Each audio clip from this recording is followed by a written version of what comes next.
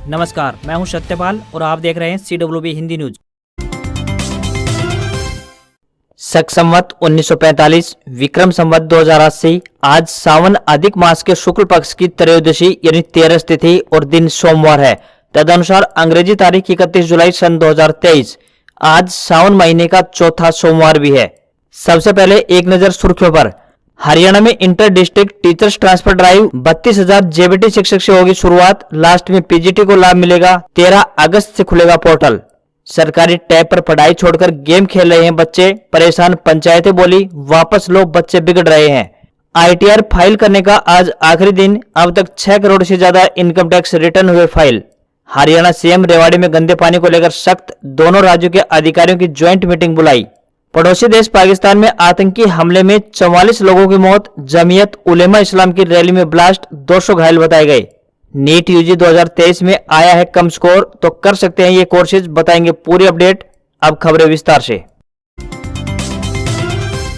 हरियाणा में अंबाला और हिसार में बारिश के बाद अब 2 दिन कहीं बारिश नहीं होगी। अब 2 अगस्त को सूबे में मौसम विभाग ने बारिश को लेकर अलर्ट जारी किया है। राज्य में अभी भी 606 गांव और 33 शहरों में बाढ़ का प्रभाव है। चिंताजनक बात यह है कि बाढ़ ग्रस्त इलाकों में तेजी से जल जनित बीमारियों का खतरा पैदा हो गया है। शहर के साथ लगते ही गाँव में आई फ्लू संक्रमण तेजी से बढ़ रहा है। अब तक राज्य में 4,700 लोग इस संक्रमण की चपेट में है। मौसम विभाग की माने तो 2 दिन कुछ कम बारिश हो सकती है। उसके बाद 1 अगस्त से मानसून फिर से पूरी तरह सक्रिय हो जाएगा। तो वहीं 2 से लेकर 4 अगस्त तक अच्छी बारिश के आसार जताए गए हैं। हरियाणा के जींद जिले की उचाना सीट और गठबंधन को लेकर चौधरी बीरेंद्र सिंह और चौटाला परिवार के बीच पिछले कुछ समय से वाक युद्ध जारी है। पूर्व केंद्रीय मंत्री और भाजपा नेता बीरेंद्र सिंह ने एक बार फिर से चौटाला परिवार पर तंज कसा है। जसपा नेता और अजय चौटाला और दिग्विजय चौटाला के बीरेंद्र सिंह को डबवाली या फिर उचाना से बाहर चुनाव लड़ने की चुनौती देने पर पूर्व केंद्रीय मंत्री ने जवाब देते हुए कहा कि जिनके घर में कदर नहीं होती वही बाहर जाते हैं। बता दें कि जसपा नेताओं का गृह जिला सिरसा है, लेकिन उन्होंने जसपा के गठबंधन के बाद से कोई भी चुनाव सिरसा में नहीं लड़ा। दुष्यंत ने जींद की उचाना विधानसभा सीट से चुनाव लड़ा, जबकि नैना चौटाला ने भिवानी की बारडा सीट से।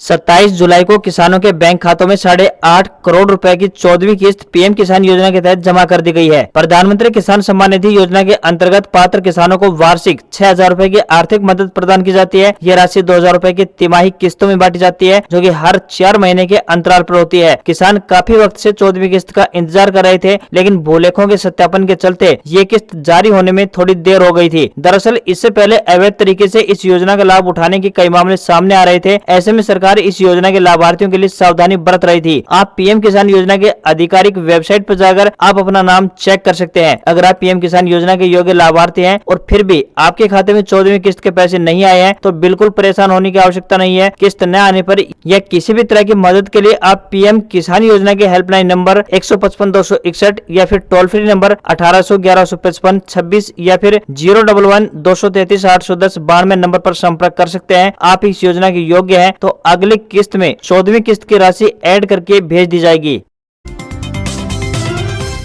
हरियाणा के जिला सिरसा के गांव माधो सिंघाना की ग्राम पंचायत ने हरियाणा सरकार द्वारा बोर्ड स्टूडेंट्स को वितरित किए गए टैब वापस लेने की मांग करते हुए खत लिखा गया है। मामले की दरअसल लिखित शिकायत दी गई है। गांव के सरपंच विनोद कुमार ने अतिरिक्त मुख्य सचिव शिक्षा विभाग हरियाणा को पत्र लिखकर अवगत करवाया है कि शिक्षा विभाग द्वारा बच्चों को टेक्नोलॉजी के जरिए पढ़ाई का स्तर और ज्यादा सुधारने के लिए टैब वितरित किए गए थे। टैब के द्वारा बच्चा घर पर बैठकर पढ़ भी सकता है, परंतु आज इसके विपरीत हो रहा है। टैब का सदुपयोग होने के बजाय दुरुपयोग ज्यादा हो रहा है। बच्चे नए नए ऐप डाउनलोड करके सारा दिन गेम या फिर दूसरी असभ्य चीजें देख रहे हैं, क्योंकि आजकल के बच्चों को हर तरह के सॉफ्टवेयर की जानकारी है। ऐसे में बच्चे सारा दिन टैब में सिर गाड़े बैठे रहते हैं। इससे बच्चे ओछी मानसिकता के शिकार हो रहे हैं। इसलिए शिक्षा विभाग से अनुरोध है कि टैब को वापस लिया जाए। इसी तरह की कई अन्य शिकायतें भी हरियाणा के विभिन्न गाँव से सामने आई है।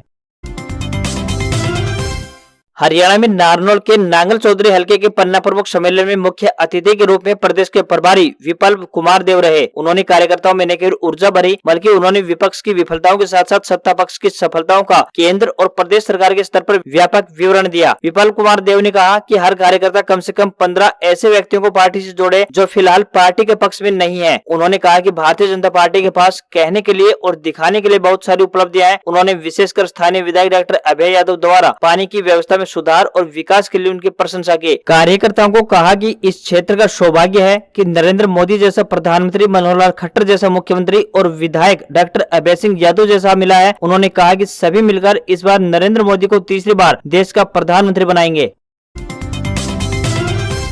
आम आदमी पार्टी के सीनियर वाइस प्रेसिडेंट अनुराग ढांडा रविवार को हिसार में क्लेरिकल स्टाफ के धरने पर पहुंचे। उन्होंने उनकी मांग का समर्थन किया। उन्होंने कहा कि वे सीएम मनोहर लाल खट्टर से इस मुद्दे पर कहीं पर भी बहस करने को तैयार हैं। आप नेता ने कांग्रेस में रणदीप सुरजेवाला, कुमारी शैलजा और किरण चौधरी के गुट पर कहा कि इस पार्टी में गुटबाजी का रोग है। हरियाणा कांग्रेस का यह रोग लाइलाज है। जैसे जैसे बढ़ता जाता है पार्टी कमजोर होती जा रही है। जसपा के राजस्थान में चुनाव लड़ने के सवाल पर कहा कि जसपा अब कहीं पर भी चुनाव लड़ ले, उन्हें कोई भी सीट नहीं मिलेगी, नहीं हरियाणा में और नहीं राजस्थान में। वहीं आम आदमी पार्टी जल्द ही गांव में 11 से 21 सदस्यों की ग्राम समिति खड़ा करेगी। हरियाणा के जींद में रविवार को भाजपा के पन्ना प्रमुख सम्मेलन में पहुंचे पूर्व सीएम और हरियाणा भाजपा प्रभारी विप्लव देव ने विपक्षी पार्टियों द्वारा एक साथ मिलकर बनाए गए गठबंधन को भ्रष्ट और चोरों का जमावड़ा बताया। उन्होंने कहा कि इस गठबंधन का मकसद केवल पीएम नरेंद्र मोदी को हटाने का है। भाजपा पन्ना प्रमुख सम्मेलन में विप्लव देव ने कहा कि लोकसभा चुनाव के नजदीक आते ही विपक्ष के सभी भ्रष्ट और चोर एक मंच पर आने लगे हैं। बेंगलुरु और बिहार के पटना में जिन विपक्षी दलों ने बैठक की है, उनकी राज्य सरकारों के कई मंत्री भ्रष्टाचार के आरोप में जेलों में बंद है। विपक्षी गठबंधन के पास कोई मुद्दा नहीं है, वह केवल मोदी को हटाने की बात कह रहा है। उन्होंने कहा कि पूर्व सीएम भूपेंद्र सिंह हुड्डा आज कह रहे हैं कि कांग्रेस सत्ता में आई तो 6100 रुपए बुढ़ापा पेंशन देंगे, लेकिन 10 साल तक हुड्डा प्रदेश के सीएम रहे तो उन्होंने बुढ़ापा पेंशन क्यों नहीं बढ़ाई। हरियाणा में inter district teachers transfer drive की शुरुआत शिक्षा विभाग ने शुरू कर दी है। इस ड्राइव के पहले चरण में जूनियर बेसिक ट्रेनिंग यानी जेबीटी टीचर से शुरुआत की जाएगी। प्रदेश में अभी 32,000 के करीब जेबीटी टीचर्स हैं। इस प्रक्रिया की पूरी होने के बाद प्रशिक्षित स्नातक शिक्षकों यानी टीजीटी को ट्रांसफर ड्राइव में शामिल किया जाएगा। शिक्षा विभाग के अधिकारियों का कहना है कि सेकंड फेज की ट्रांसफर ड्राइव के साथ ही स्नातकोत्तर शिक्षकों यानी पीजीटी को भी शामिल कर लिया जाएगा। इस बार शिक्षा विभाग ने ट्रांसफर विकल्पों में बदलाव किया है, जिसमें उम्मीदवारों के पास चुनने के लिए जिले के ब्लॉक का भी विकल्प होगा। शिक्षा विभाग के अधिकारियों का कहना है कि 13 अगस्त से शिक्षकों के ट्रांसफर की ड्राइव शुरू कर दी जाएगी, तो यह ड्राइव 16 अगस्त तक चलने का विभागीय अधिकारियों ने अनुमान जताया है। तबादला नीति में उन शिक्षकों के तबादले होने हैं जो एक स्थान पर 5 साल से अधिक बैठे हैं या फिर जो शिक्षक अपने अपने तबादले के इच्छुक हैं। तबादला ड्राइव में पीजीटी, टीजीटी, सीएंडवी, जेबीटी समेत अन्य अध्यापकों के तबादले होने हैं।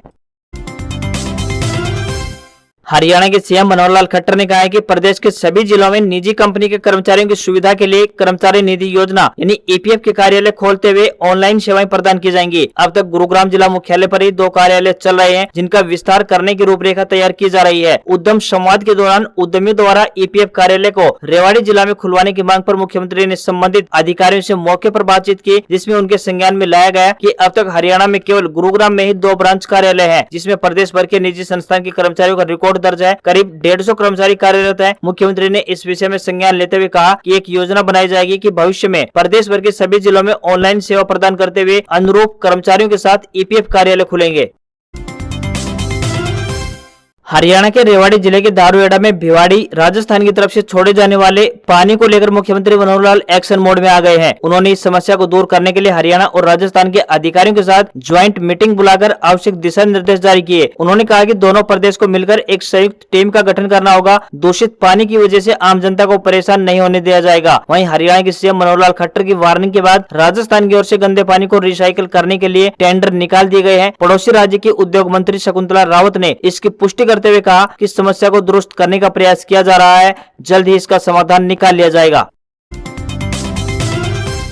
कुछ ही दिनों पहले नीट यूजी 2023 का रिजल्ट घोषित हुआ है। रिजल्ट आने के बाद कुछ विद्यार्थी खुश हैं, जबकि कुछ के हाथ मायूसी आई। अगर आप भी इस परीक्षा में फेल हो गए हैं तो आपको चिंतित होने की कोई आवश्यकता नहीं है। आज हम आपके लिए कुछ ऐसे कैरियर ऑप्शन लेकर आए हैं जिनमें से किसी को सिलेक्ट करके आप अपना कैरियर बना सकते हैं। सबसे पहला विकल्प तो यही है कि आपको परीक्षा के लिए एक बार फिर से तैयारी करनी चाहिए। जरूरी नहीं है कि हर कोई पहले ही प्रयास में सफल हो जाए। आप बायोलॉजी विषय से बीएससी कर सकते हैं। इसके बाद एमएससी और पीएचडी करके असिस्टेंट प्रोफेसर भी बन सकते हैं। नीट यूजी में कम स्कोर करने वाले अभ्यर्थी या फिर फेल होने वाले अभ्यर्थी के लिए बायोटेक्नोलॉजिस्ट का भी कोर्स अच्छा विकल्प है। बायोटेक्नोलॉजिस्ट की पढ़ाई करने के बाद अभ्यर्थियों को अच्छा प्लेसमेंट मिलता है। किसी भी विद्यार्थी का जिनका रिजल्ट ज्यादा अच्छा नहीं आया है वह औषधीय रसायन शास्त्र का कोर्स भी कर सकते हैं। औषधीय रसायन शास्त्र के जानकारों को हॉस्पिटल से लेकर अन्य कई जगहों पर हायर किया जाता है। वहीं छात्र बीएससी नर्सिंग का कोर्स भी किसी भी संस्थान या फिर यूनिवर्सिटी से कर सकते हैं। नीट यूजी की परीक्षा में फेल होने या फिर एमबीबीएस में एडमिशन नहीं हो पाने पर छात्र बी फार्मा का कोर्स कर सकते हैं। यह एक 4 वर्षीय कोर्स है जो कई संस्थान कराते हैं। आज के दौर में बी फार्मा ग्रेजुएट अभ्यर्थियों को कई मेडिकल कंपनियां या फिर दवा बनाने वाली कंपनियों में आसानी से जॉब ऑफर हो जाती है। इसके अतिरिक्त पास आउट होने के बाद आप अपना खुद का भी मेडिकल स्टोर खोल सकते हैं। नीट परीक्षा में जिन भी छात्रों के अंक कम आए हैं वे फोरेंसिक साइंस एवं क्रिमिनोलॉजी को भी